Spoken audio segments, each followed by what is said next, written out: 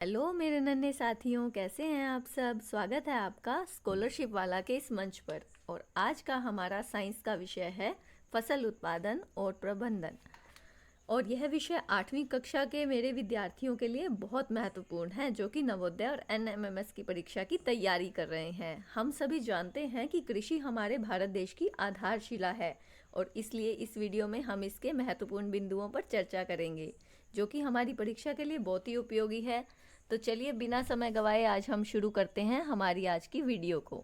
आज का हमारा पहला प्रश्न है, भोजन में प्रमुख पोषक तत्वों का नाम क्या नहीं है। क्या नहीं है पूछा है उसने, क्या है ये नहीं पूछा। ध्यान दीजिएगा क्वेश्चन पर। हमारा पहला ऑप्शन है प्रोटीन, वसा, विटामिन या आहार फाइबर। तो इसका सही उत्तर हो जाएगा जो पोषक तत्व का नाम जरूरी नहीं है, जो पोषक तत्व हमारे भोजन में जरूरी नहीं है वो है विटामिन। क्वेश्चन है, कार्बोहाइड्रेट्स किस रूप में प्रमुख रूप से हमारे भोजन में पाए जाते हैं। कार्बोहाइड्रेट्स किस रूप में हमें भोजन में प्राप्त होता है, तो उसका सही आंसर हो जाएगा हमारे पास शर्करा के रूप में।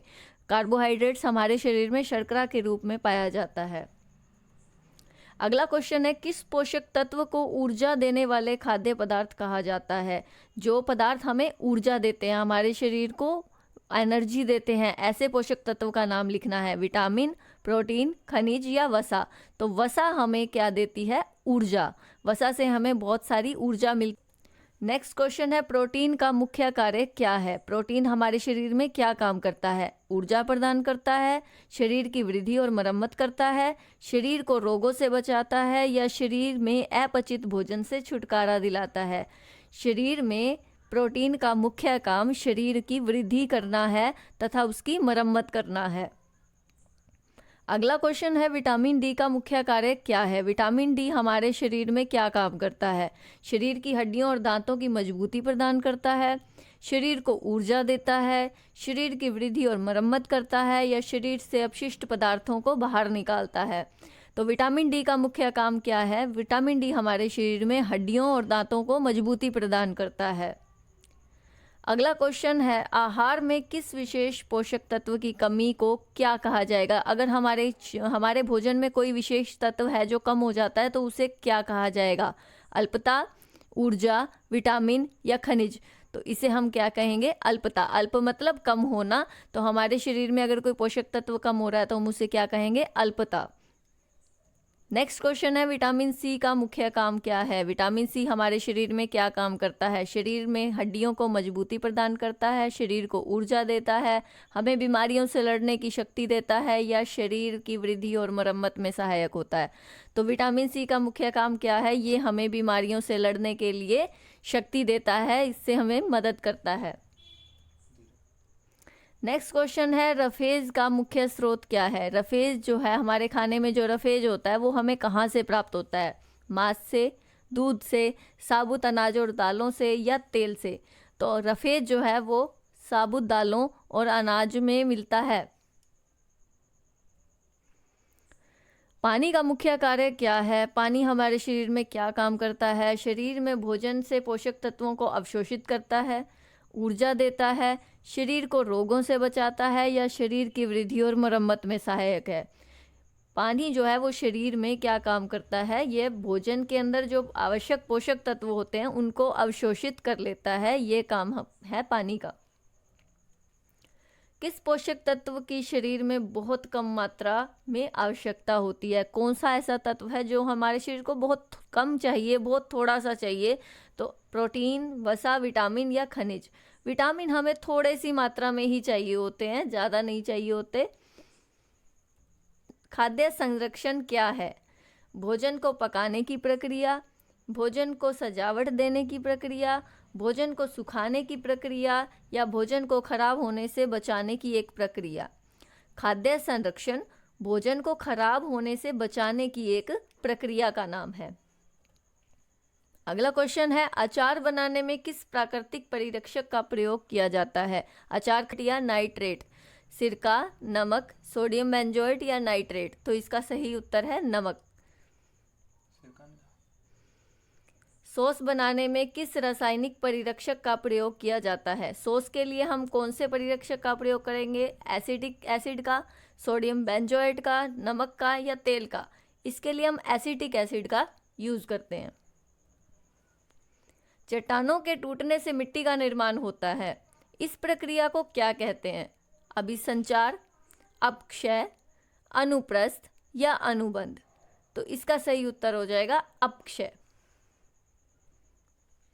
मिट्टी की प्रत्येक परत को क्या कहा जाता है? मिट्टी की परत को प्रतिबिंब कहते हैं, प्रतिबंध कहते हैं, प्रतिमान कहते हैं या क्षितिज कहते हैं? मिट्टी की प्रत्येक परत को क्षितिज कहा जाता है। अगला क्वेश्चन है, मिट्टी में सड़ने वाले मृत पदार्थ को क्या कहते हैं? ह्यूमस, अपक्षय, अभिसंचार या मोल? मिट्टी में जो पदार्थ सड़ जाते हैं तथा मृत होते हैं उन्हें ह्यूमस कहा जाता है। प्रकाश संश्लेषण की प्रक्रिया किसके द्वारा की जाती है? जानवरों के द्वारा, मनुष्यों के द्वारा, हरे पौधों के द्वारा या ऊपर लिखे हुए सभी के द्वारा? तो हम सब जानते हैं कि प्रकाश संश्लेषण कौन करता है? हरे पौधे करते हैं। सूर्य की रोशनी से ये अपना खाना बनाते हैं। इस प्रक्रिया को हम क्या कहते हैं? प्रकाश संश्लेषण की क्रिया।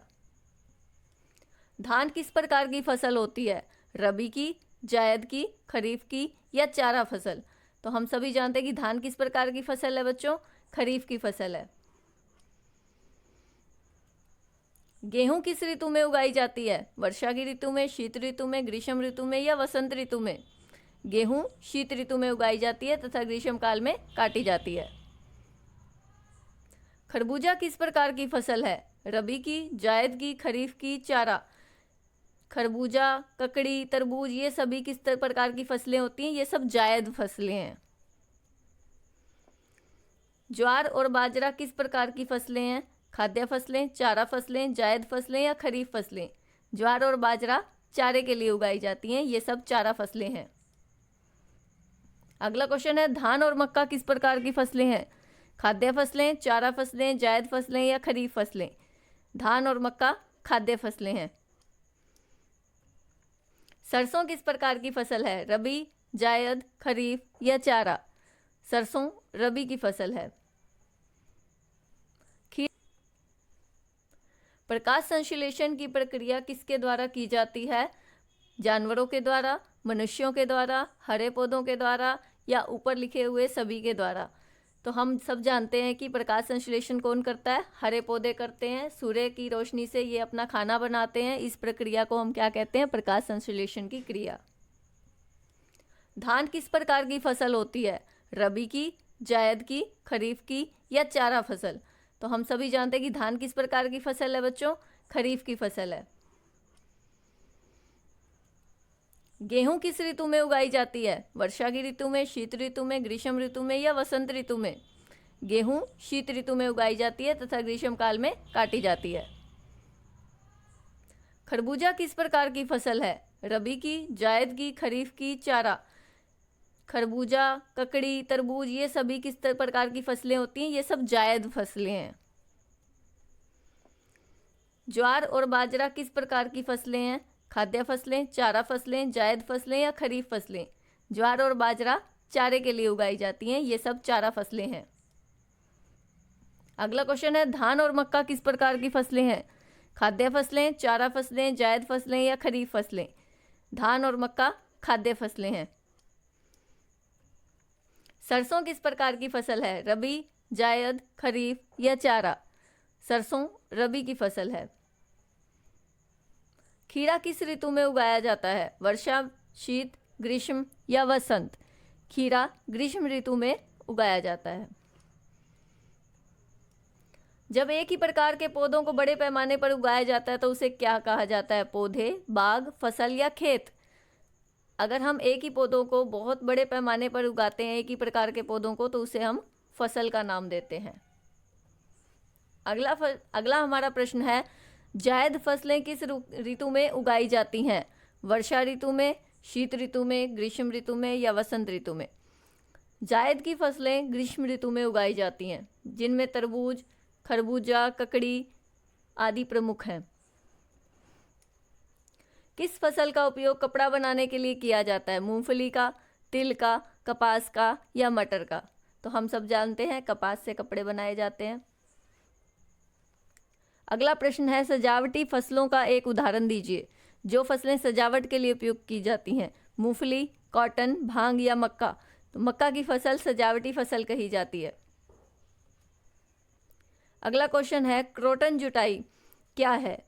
उर्वरक डालना, बीज बोना, मिट्टी को ढीला करना या सिंचाई करना। मिट्टी को ढीला करने की क्रिया को क्रोटन जुताई कहा जाता है। क्रोटन जुताई कहा जाता है। हल के किस हिस्से को त्रिकोणीय लोहे की पट्टी कहा जाता है? जूता, डांडा, फाला या गला। फाले को त्रिकोणीय लोहे की पट्टी कहा जाता है। हल को किसके द्वारा खींचा जाता है? मनुष्य, मोटर, बैल तथा घोड़ों की जोड़ी या ट्रैक्टर। तो प्राचीन समय की हम बात कर रहे हैं यहाँ पर, तो बैल और घोड़ों की जोड़ी की सहायता से हल को खींचा जाता था। अगर हम आज की बात करें तो यह काम हम ट्रैक्टर तथा मोटरों की सहायता से भी करते हैं। उर्वरक का क्या मतलब है? उर्वरक का क्या मतलब है? सिंचाई, मिट्टी में खाद मिलाना, बीज बोना या जुताई करना। तो उर्वरक का क्या मतलब होता है? उर्वरक खाद, मिट्टी में खाद मिलाने को उर्वरक कहा जाता है। बुआई का क्या मतलब है? बुआई किसे कहते हैं? उर्वरक मिलाना है यहाँ, उर्वरक मिलाना। मिट्टी की जुताई करना, मिट्टी में बीज बोना या सिंचाई करना। बुआई किसे कहते हैं हम? मिट्टी में बीज बोने को। हाथ से बुआ का क्या अर्थ है? हाथों से बीजों को हाथ से बिखेर देना, उर्वरक डालना, मिट्टी में डिबल लगाना, ट्रैक्टर से बीज बोना। तो बीजों को अगर हम हाथ से बिखेर देते हैं खेत में, तो इसे हम हाथ से बुआ कहते हैं। सीड ड्रिल किसके साथ किया जाता है? हाथ से, ट्रैक्टर से, बैल से या हल से। सीड ड्रिल जो है वो ट्रैक्टर के साथ लगाई जाती है। अगला क्वेश्चन है, डिबलिंग में बीज सामग्री को कहाँ रखा जाता है? खांचे में, ड्रिल में, हल में या डिब्बे में। तो इसे हम खांचे में रखते हैं। खेत को समतल बनाने में किसकी मदद? खेत को समतल करने से किस में मदद मिलती है? खेत को समतल करने से किस में मदद मिलती है? खाद डालने में, बीज बोने में, सिंचाई के दौरान पानी के समान वितरण में या खरपतवार को हटाने में। तो सिंचाई के दौरान पानी के समान वितरण में सहायता मिलती है। खाद में क्या होता है? सिंचाई तंत्र, फसल पौधों की वृद्धि के लिए पोषक तत्व, बीज या मिट्टी। तो खाद में क्या होता है? फसल पौधों की वृद्धि के लिए पोषक तत्व पाए जाते हैं। फसल पौधों की वृद्धि के लिए पोषक तत्व जुताई क्या है? उर्वरक डालना, बीज बोना, मिट्टी को ढीला करना या सिंचाई करना। तो इसका सही उत्तर है मिट्टी को ढीला करना। हल के किस हिस्से को त्रिकोणीय लोहे की पट्टी कहा जाता है? ये क्वेश्चन पहले भी आ चुका है। इसका सही उत्तर हो जाएगा फाला। हल को किसके द्वारा खींचा जाता है? मनुष्य, मोटर, बैलगाड़ी। ये भी दोबारा आ चुका है, बैल और घोड़ों की जोड़ी। उर्वरक का क्या मतलब है? उर्वरक किसे कहते हैं? मिट्टी में खाद को मिलाने को। बुआई का क्या मतलब होता है? मिट्टी में बीज बोना। हाथ से बुआ क्या है? बीजों को हाथ से बिखेर देना। सीड ड्रिल किसके साथ किया जाता है? ट्रैक्टर के साथ। डिबलिंग में बीज सामग्री को कहाँ रखते हैं? खांचे में। खेत को समतल करने में किसकी मदद लेते हैं? सिंचाई के दौरान पानी के समान वितरण में। जैविक खरपतवार नियंत्रण में किसका उपयोग किया जाता है? शाकनाशी का, यूरिया का, कीट और रोगजनक या पानी। कीट और रोगजनक का प्रयोग किया जाता है। धन्यवाद दोस्तों। इसी तरह से हमारे साथ बने रहिए। अगली वीडियो के लिए हमारे चैनल को सब्सक्राइब कर दीजिए। धन्यवाद।